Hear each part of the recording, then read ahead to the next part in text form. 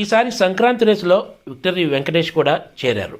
అందులోనూ ఆయన తన 75వ సినిమాగా సైంధవ్తో ప్రేక్షకుల ముందుకు వచ్చాడు. ఈ సినిమా రొటీన్కి భిన్నంగా శనివారం నాడు ప్రపంచవ్యాప్తంగా విడుదలైంది.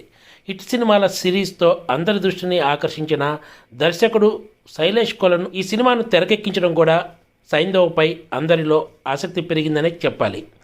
ఓరి దేవుడాలో వెంకటేష్ గెస్ట్ రోల్ పోషించిన తర్వాత చేసిన సినిమానే సైంధవ్. ఇంద్రప్రస్థ అనే ప్రాంతంలో యువతకు శిక్షణ ఇచ్చి వాళ్లను ఆయుధాలతో సహా వివిధ గ్రూపులకు సరఫరా చేసే కాంట్రాక్ట్ తీసుకుంటారు ఒక గ్యాంగ్. ఈ గ్యాంగ్ విదేశాల నుంచి భారీ ఎత్తున ఆయుధాలు, డ్రగ్స్, ఫేక్ కరెన్సీ తెప్పిస్తుంది. ఈ గ్యాంగ్లో ముఖేష్ ఋషితో పాటు నవాజుద్దీన్ సిద్దికీ, జిష్ణుసేన్ గుప్తాలు ఉంటారు. ఒకప్పుడు ఇదే టీం కోసం పనిచేసిన వెంకటేష్ తర్వాత బయటకు వచ్చి ఒక పోర్ట్లో పనిచేస్తూ జీవితం సాగిస్తుంటాడు. అనుకోకుండా వెంకటేష్ కూతురికి ఒక అరుదైన జబ్బు వచ్చినట్లు బయటపడుతుంది. ఇది నయం కావాలంటే ఒక ఇంజెక్షన్ చేయాలని, దాని ఖరీదు ఏకంగా 17 కోట్ల రూపాయలని చెప్తాడు డాక్టర్. వెంకటేష్ కూతురులాగానే ఇదే జబ్బుతో ఎంతోమంది పిల్లలు బాధపడుతూ ఉంటారు. ఒక పోర్ట్లో పనిచేసే వ్యక్తి అసలు 17 కోట్ల రూపాయలు పెట్టి ఇంజెక్షన్ కొనగలడా? మరి హీరో తన కూతుర్ని కాపాడుకున్నాడా లేదా అన్నదే సినిమా. ఇందులో వెంకటేష్ కూతురుగా బేబీ సారా పాలేకర్ నటించింది.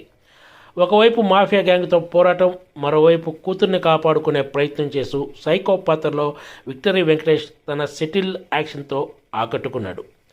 తండ్రి కూతుర్ల మధ్య వచ్చే ఎమోషనల్ సీన్స్ కంటతడి పెట్టిస్తాయి. గతంలో ఎన్నడూ లేని రీతిలో ఈ సినిమాలో వైలెన్స్ వెంకటేష్ను చూస్తారు ప్రేక్షకులు. వెంకటేష్కు జోడీగా కనిపించిన శ్రద్ధా శ్రీనాథ్ తన పాత్రకు పూర్తి న్యాయం చేసింది. విలన్ నవాజుద్దీన్ సిద్దికీ తన తెలుగు డైలాగులతో అందరినీ నవ్విస్తాడు. విలన్ గ్యాంగులో సిద్దికీకి జోడీగా కనిపించే ఆండ్రియా కూడా అదరగొట్టింది. వెంకటేష్ గెటప్ సీన్ల మధ్య వచ్చే సీన్స్ కూడా ఆకట్టుకుంటాయి.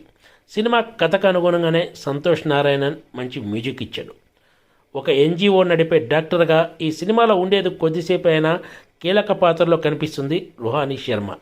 మొత్తం మీద సైంధవ్ సినిమాను దర్శకుడు శైలేష్ కొలను యాక్షన్, ఎమోషన్స్ కలగలిపి వెంకటేష్కు హిట్ ఇచ్చాడనే చెప్పాలి. Please subscribe TGTV.